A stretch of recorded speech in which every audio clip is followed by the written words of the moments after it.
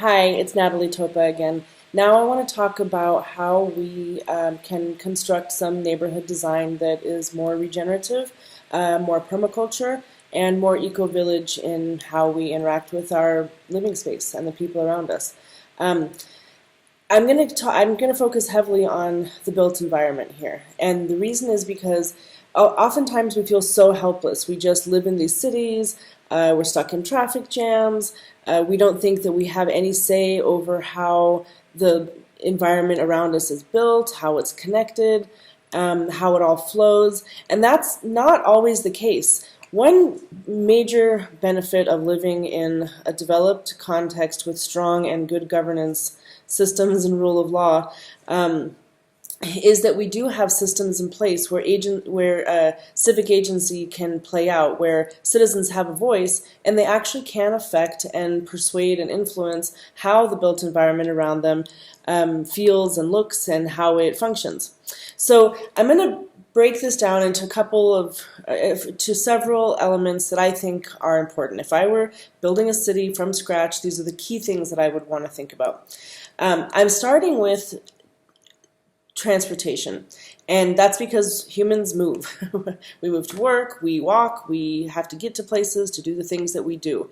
And unfortunately, in much of the developed world, namely the United States, that element of our physical environment has been usurped by private and commercial interests. And I say that because in the 1940s, the U.S. actually had a very strong system of street trolleys, and it was functional, it was reliable, people loved it, they enjoyed it. They would wake up in the mornings and they would see their neighbors and friends in the trolley on the way to work. They could have their newspaper, fraternize, and have casual encounters with their community members.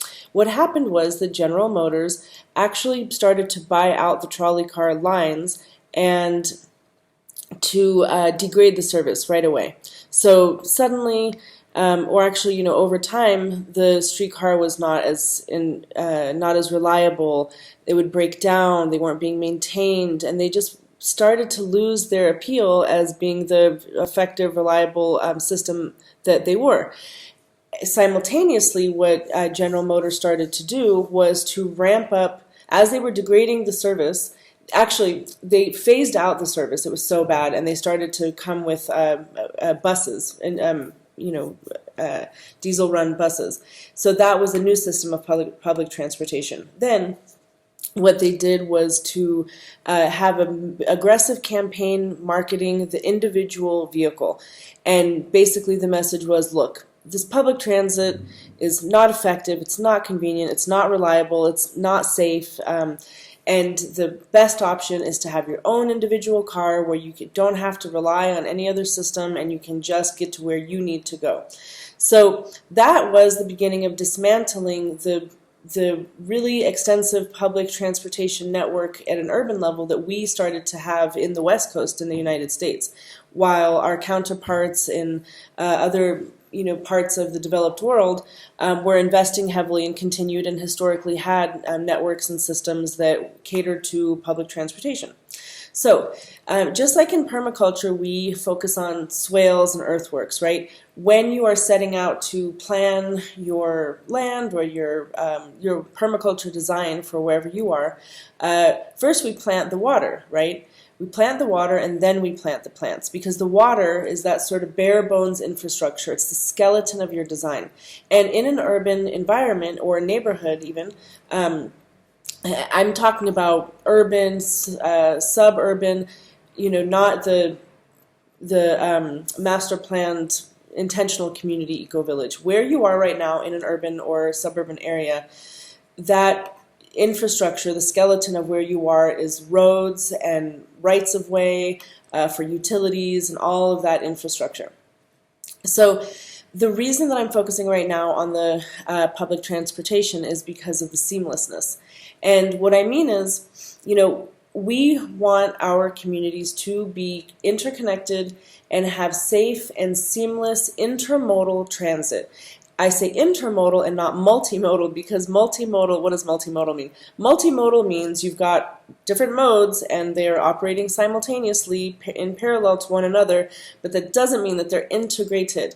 So let's say I'm in Sydney, Australia, and I have a bike, and I can go to work on my bicycle because we have bike paths or sidewalks that allow for multiple users, but I can take that to a bus stop or a light rail or a metro, and I can take my bike and get from the bike path or the sidewalk onto the bus or the metro or the light rail. And there's a rack, there's a space, there's a spacious car maybe reserved for bicycles, and then I can get off of my stop and then continue on to another mode. Or I can even lock up my bike and walk or rollerblade or whatever. The point is that seamlessness of being able to move, smoothly from one mode to another is very important, because think about who uses public pedestrian realm. Mothers, fathers with baby carriages, we've got people in wheelchairs, you've got skateboarders, you have a lot of different people who are not in a car pumping fossil fuels, and we need to create space, we need to plan for that in the public realm. If we look at some Scandinavian countries, I mean, that's what they do first, and that is a huge priority. And so what does that mean for you? If you're a resident of an urban area, how can you start creating metros? Well, you can't as one person, but as many people, you can show up at board meetings of the local transit agency. You can connect with your city council members, your mayor's office, your county government, and you can express that this is where we want taxpayer dollars to go. Not everybody likes to use public transportation, and that is okay.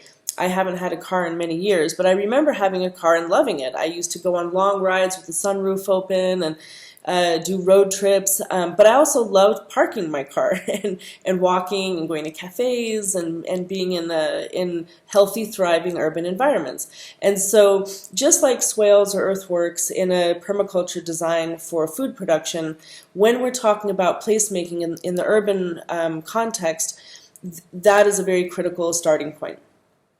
So you do have a voice. If you have a system of governance where you can express that voice, be bold, and don't think that just because you're not an engineer or a city planner that you have no idea about how to demand these things. You're a pedestrian, you may be a bike rider. Where are your bike paths? Are they open at night? Are they painted? Are they paved? Do they have solar lights?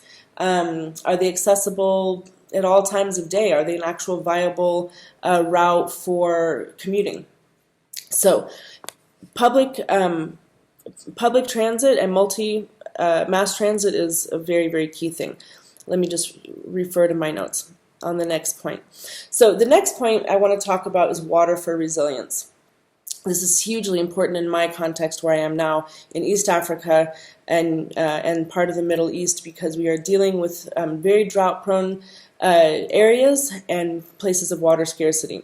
Water for resilience is something every person should be thinking about and acting towards, whether you're in a tropical environment, a drylands area, or in the urban US or Europe. So there's two kinds of water I want to talk about. We've got big water and little water. Big water is, what is the source of our municipal water? If you look at what's happening in Cape Town right now, or California, or Delhi, water scarcity is becoming such a critical issue that municipalities have not planned for. So the question to ask is, what is the source of water in your community, and how can you apply your voice to ensure that it is heard by the local government that we are demanding systems that are more regenerative, that there are regulations that are in place, new construction that is very water expensive, how drainage systems are in place and how they remove critical water resources just for the virtue of drainage. Where is that water going, and what amount of energy is being spent to take that water away from where it is needed, and just generally, how can we start to transform into more regenerative systems? So ask about where it is that you are, what are the sources of water, and how can on a large scale awareness be raised, and modifications be made so that at the larger level we are considering these issues and voting on them, that they are in the voting booth, that our candidates are talking about it. It's a very critical issue. Now, little water is much easier. It's much more in your control. By little water, I mean at your household level, what can you do to harvest every drop of rainwater that falls wherever you are? And unless you are in the North or South Pole, water falls where you are. Even if you are in Saudi Arabia and you only get 11 millimeters per year, catch those 11 millimeters. So this is really about what I refer to as structural water harvesting rather than in the landscape. So whether you're talking about rooftops or roads or curb and gutter, that water is there to be caught. So there's a lot of things that you can do, whether it's on your rooftop or through the gutters, or even what is rushing down your street. How can you catch that water? And how can you come up with a plan with your neighbors to cut curbs, to bring down fences or physical barriers that might be urban design elements from the just the local urban design that are obstructions to effective water harvesting and water management and directing it and flow. And so that water, whether it's in planting mediums, by which I mean a strip, for example, like you have your sidewalk and the road, and in between that you've got a patch of long lawn, how that can be cut and flooded with water, or borrow water from the flow of water that's going down the gutter for trees, for food. And this is where within a community, if you're in a cul-de-sac or if you're on a road, a neighborhood street, there's so much that can be done when neighbors come together and say, all right, how can we pitch in for water storage infrastructure, tanks, or building a ferro cement or concrete tanks or whatever it might be, to make sure that every drop of water that comes is being harvested. So big water, little water. Then I want to move on to energy. It's the same thing with energy. Wherever you are, if you are in a developed context in an urban environment, you have domestic and commercial fuel needs and electricity. So how is your life being powered? It's schools, homes, businesses. What is the source of that energy? Is it fossil fuels? It probably is. Or it's some degenerative system. It may be coal, it may be diesel, it may be a variety of things. Now, the point is that there's so much innovation happening. There's so many good things going on, and cities around the world are making a decision to transform and transition into more regenerative systems. An example of that is Portland, Oregon, where they actually capture the energy of flushing toilets. They have pipes that harvest that energy and use that to power the city. Flushing toilets. It's the only thing I like about flush toilet systems. But that's an example of innovation. So are we asking our governments, hey, are you guys doing your homework? Are you on top of the latest innovation? Who's in charge of thinking and strategic planning? And we as voters, we're showing up, we're at board meetings, we're getting on city council committees, we're showing up at mayoral debates, gubernatorial debates, we're pressing candidates for these, we're voting along those lines. So we do have a voice. Even if you have to protest, march, and go out with picket signs and say, this is what we want. We want wind, we want solar energy, we want, biogas, whatever it might be. In fact, I saw an article of a building in Scandinavia that had a shallow pond on the roof of the building with some pond swamp plants, and the root systems of those plants were connected to an electrical grid that was actually harvesting the electrical charges of those root systems, and it was powering the building. So this is what permaculture is about. It is about mimicking nature. There is no better designer than nature. There's no better engineer. So we just got to open our eyes and plug into that system, and how do we bring it into our lives at the macro scale to the micro. The same thing goes with what I'm calling little energy. At the household level, increasingly the cost of photovoltaics and solar is coming down. It's becoming more accessible. Likewise with wind energy. a little caveat there that I want to say is that about photovoltaics and solar power in general, it does require minerals that are often done in really poor conditions. So in East Africa, where I live, on this continent, minerals for cell phones and all this technology are mined in very exploitative conditions. That means children, women, wars. If you look at Congo, if you look at South Sudan, you look all over the world in poor regions, you have this profit extraction from developed countries who can bring out the raw materials, manufacture them, and provide jobs where they are, and leaving the local community to just literally scrape through mud and artisanal mines and tiny little very poor operations. So basically, I just want to say that solar is great because solar power is what powers the whole world, our planet. But it's got to be improved how we do it, how the practices of extraction need to be done in a more regenerative way. Anyway, solar power, wind power, biogas, reducing energy, right? Using LED lights or automatic lights. I mean, there's just so many things. It's really just, we're only limited by our imagination on how we can be much more effective with how we use domestic fuel and energy. I deal with this here in East Africa because this is charcoal territory.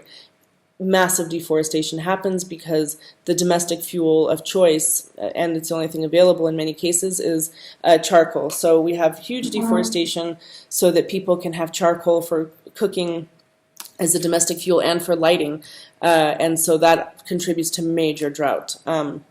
So the next element I want to talk about is pocket parks and outdoor living rooms. And really this is about the public realm and community spaces where we have togetherness. So imagine if you were in an eco-village, an intentionally planned community, you have community centers, you've got your village green maybe, and so in urban places, where does that happen? If you're in established older urban areas, you've got parks. Look at New York City with Central Park. But increasingly, especially in suburban areas, unless it's connected to a school or, or a sports arena or something, it's often harder to find, without going far and getting in your car to get there, just little spaces that are public, but you can go and sit there. There's not a no loitering sign. There should be a please loiter sign. But it's where kids can play. It's where buskers and performers can do their music and their arts and dance. It's where neighbors and elderly people can sit and just watch the fish go by. I say that because when I was doing my urban planning degree almost 20 years ago, I had one urban design teacher who said that humans are like trout. We like to collect in the eddies and watch the river go by. And that's why we like to go to places like Paris and Florence or New York or downtown Denver or wherever, where we have little outdoor cafes and we just like to people watch. But in the absence of that, where do we go? We have to go to malls. I grew up in Denver, Colorado. We actually had park rangers on horses as security guards for the mall. So you had this sort of outdoor cowboy thing going on, and inside the mall we had these rock fake waterfalls, and so you kind of creating this outdoor experience, but you're inside and you walk 5 miles window shopping, but you would never conceive of actually going to the outdoors and going for a hike, and you might not even think that you're capable of that. Yet when you're in this enclosed environment and it's so stimulating and there's so much distraction happening, you can walk and walk and walk and spend the whole entire day there. And that is what our human social experience is reduced to in a lot of suburban parts of the US and even in Europe and other places.